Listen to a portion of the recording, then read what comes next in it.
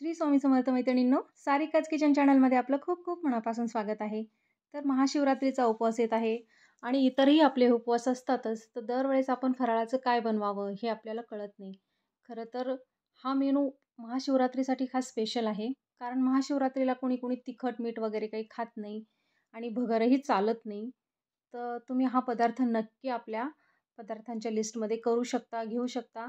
आणि कसा होतो हेही मला नक्की सांगा. व्हिडिओ स्किप न करता अगदी पूर्ण बघा आणि व्हिडिओला एक लाईक करा, शेअर करा आणि सबस्क्राईब करा सारिकाच किचन चॅनलला.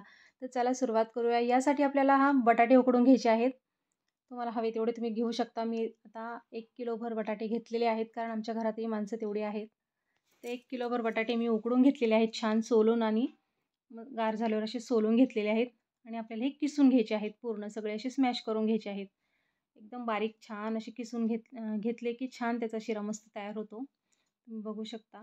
या प्रकारे सगळे बटाटे आपल्याला असे किसून घ्यायचे आहेत.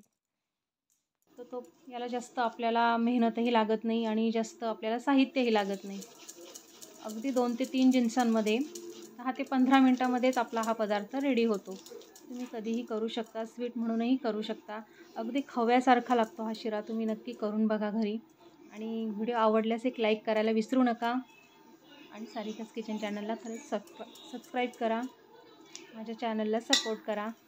तर नक्की हा पदार्थ तुम्ही शिवरात्रीला बनवून बघा. तुम्हालाही आवडेल, लहान मुलांनाही आवडेल आणि घरातल्या लहान मोठ्या सर्वांना आवडणारा हा पदार्थ आहे. माझ्या आत्याने मला हा शिकवलेला आहे. हे मी तुम्हाला आत्ता सांगते की माझ्या आत्याने हा मला पदार्थ शिकवलेला आहे. तर आपले बटाटे सर्व किसून झालेले आहेत. आता मी कढईमध्ये साजूक तूप घेतलेलं आहे, 1 ते 1.5 चमचा पोह्याचा. एवढ्या बटाट्यासाठी तेवढं तूप पुरेसं होतं, जास्त तुपाची गरज नाही आहे. हे तूप आपल्याला कढईला सर्वत्र लावून घ्यायचं आहे, जेणेकरून आपला बटाटा खाली सगळीकडे करपणार नाही यासाठी. तर याच्यामध्ये आपण आता हा किसलेला बटाटा सर्व घालून घ्यायचा आहे आणि छान असं परतवून घ्यायचं आहे आपल्याला याला 5-1 मिनटं. पहा छान सर्वत्र. जरा हलवायला बटाटा जर चिकट असेल तर आपल्याला खरंच हा मिक्स करायला खूप जरा कठीणच जातं, हात दुखतो. पण खायलाही तसाच छान लागतो, ती खव्यासारखा लागतो मऊ. तुम्ही नक्की बनवून बघा आणि कमेंट करायला विसरू नका. आणि व्हिडिओ आवडल्यास लाईक करा. तर आपल्याला हा बटाट्याचा लगदा पूर्णपणे असा स्मॅश करून छान असा परतवून घ्यायचा आहे. 5-1 मिनटं लागतात परतायला. जास्त आपल्याला लालसर वगैरे करायचा नाही आहे, कलर बदलून द्यायचा नाही आहे. अगदी तुपात फक्त छान परतून घ्यायचा आहे. या प्रकारे आपला हा पूर्ण बटाट्याचा किस परतून झालेला आहे, बघू शकता. या प्रकारे आपल्याला बनवून घ्यायचं आहे. तुम्ही आणखी कुठले कुठले पदार्थ बनवता, नवीन नवीन काही असतील तर नक्की कमेंट करून सांगा. आम्हालाही ते शिकायला नक्की आवडतील. तर आपला हा बटाट्याचा किस पूर्णपणे परतून झालेला आहे. आता आपण याला 1 किलो बटाट्यासाठी मी 1 कपभर चांगलं दूध घेतलेलं आहे, मोठा कपभर. हे पहा, 1 कप भरून दूध लागतं याला छान शिजायला. आणि त्या दुधामुळेच त्याला खरं तर छान अशी खव्याची चव येते. यामध्ये तुम्ही तुमच्या आवडीनुसार जर मिल्क पावडर तुम्हाला ॲड करायची असेल किंवा थोडासा खवा ॲड करायचा असेल तर तुम्ही तुमच्या आवडीप्रमाणे यामध्ये ॲड करू शकता. त्याने सुद्धा खूप छान टेस्ट येते. तर या प्रकारे आपल्याला हा फक्त दुधामध्ये शिजवून घ्यायचा आहे. सध्या पूर्ण हे दूध आपल्याला आटवून घ्यायचं आहे, कारण दुधामुळे खरंच खूप छान टेस्ट येते याला. नक्की बनवून बघा. या प्रकारे पूर्ण छान मिक्स करून घ्यायचं आहे. पूर्ण जिरून जातं सगळं दूध त्यामध्ये. अगदी खायला छान अशी मस्त लागतो, मऊसूत लागतो अगदी. म्हाताऱ्या माणसांना तर अतिशय छान पदार्थ आहे. ज्यांना दात नाही आहेत, अगदी मऊसूत पदार्थ पटकन खाता येईल असा आहे आणि चवीलाही छानच लागतो. लहान मोठ्यांना आवडणारा पदार्थ आहे हा. तुम्ही नक्की करून बघा. या प्रकारे सर्वत्र छान असं मिक्स करून घ्यायचं आहे दूध आपल्याला. आणि दूध पूर्ण आटून झाल्यावरच आपल्याला यामध्ये साखर ॲड करायची आहे. तुम्ही बघू शकता पूर्ण दूध आटलेलं आहे. आता यामध्ये असाच चिकटपणा राहणार आहे, याला पूर्ण सुका होत नाही बटाट्याचा किस. याप्रमाणे तुमच्या आवडीप्रमाणे साखर घाला. शक्यतो साखर याला जास्त लागते थोडीशी, कारण जास्त साखर घातल्यावर बटाट्याची टेस्ट येत नाही, अगदी खव्यासारखा लागतो. दूध आणि साखरेने मस्त ते मिक्सचर असं छान लागतं. त्यामुळे साखर थोडीशी जरा जास्तच घाला. पण तरीही तुम्हाला जर आवडत नसेल तर तुम्ही तुमच्या आवडीनुसार घालू शकता.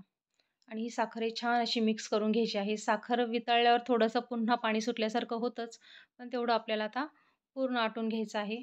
जेव्हा पूर्ण शिजून होतो, त्यावेळेस खरंच खूप छान लागतो.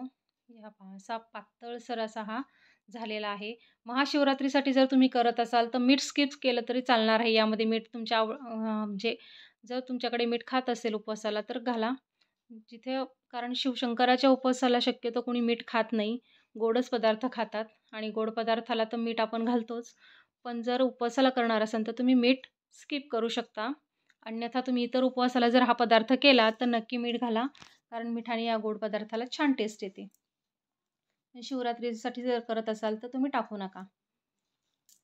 हे पहा या प्रकारे छान मिक्स करून घ्यायचे आहे. साखर, मीठ, दूध, तूप सगळं आपलं झालेलं आहे. एवढ्याच जिन्सा लागतात, जास्त साहित्यही लागत नाही आपल्याला आणि अतिशय लवकर होणारा पदार्थ आहे. बटाटेही लवकर उकडतात, स्मॅशही लवकर होतात आणि परतूनही लवकर होतात. तुम्ही अगदी पाहुणे रावळे जरी आले अचानक उपवासाच्या दिवशी तरीही तुम्ही हा पदार्थ बनवू शकता. खूप छान लागतो टेस्टला, तुम्ही बघतच असाल. आणि आता आपला हा पूर्ण फक्त परतवायला शेवट थोडा वेळ लागतो. मी थंड करण्यासाठी हे ताटात ठेवणार होते, म्हणून मी ताटाला अगोदर थोडंसं तूप लावून घेतलेलं आहे. कारण चिकटून व्यवस्थित निघावं म्हणून. या प्रकारे मी सगळं बॅटर त्याच्यात शिजलेलं घालून घेणार आहे थंड करण्यासाठी. हे पहा, कारण थंड झाल्यावर असं चिकट वगैरे लागत नाही. छान असा शिरा लागतो टेस्टला. मी याच्या वड्याही करण्याचा प्रयत्न केला, पण त्याला खूप थंड होऊन देण्याची गरज होती. म्हणजे अगदी पूर्ण मी हे कोमटसरच काढून घेतलेलं होतं, त्यामुळे जास्त वड्या माझ्या पडलेल्या नाही आहेत. तुम्ही बघू शकता पुढे.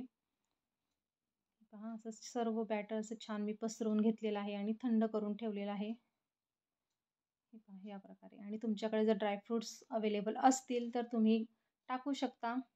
अन्यथा स्किप केलं तरी चालणार आहे. माझ्याकडे अवेलेबल होते बदामाचे आणि पिस्त्याचे जरा काप होते म्हणून मी ते त्यावर टाकलेले आहेत. जे उपवासाला आवडतात किंवा टाकतात ते तुम्ही नक्की याच्यावर टाकू शकता. अन्यथा नाही टाकले तरी चालणार आहे. वरून जरी तुम्ही भाजलेले असे कडक शेंगादाणे जरी वरून टाकले त्यावर तरी त्यानेही खूप छान टेस्ट येते. फक्त कडक असे भाजलेले हवेच. एकदम मंद आचेवर अशी लालसर कडक झालेले शेंगदाणे जे असतात तर ते शेंगादाणे तुम्ही वरून टाकू शकता. तर या प्रकारे आपला हा बटाट्याचा शिरा अगदी मस्त तयार आहे. तुम्ही हा पदार्थ नक्की करून बघा शिवरात्रीला. सर्वांना खूप आवडेल आणि सर्व अगदी जण तुमचं कौतुकच करतील घरातले. आमच्याही घरात सर्वांना आवडलेला आहे हा पदार्थ. तर तुम्ही नक्की करून बघा कसा झाला आहे आणि कमेंट करायला विसरू नका. माझा व्हिडिओ पूर्ण बघता, मला चॅनलला माझ्या सपोर्ट करा असाच. तर ही आहे आमची आजची एकादशीचीच थाळी आहे ही.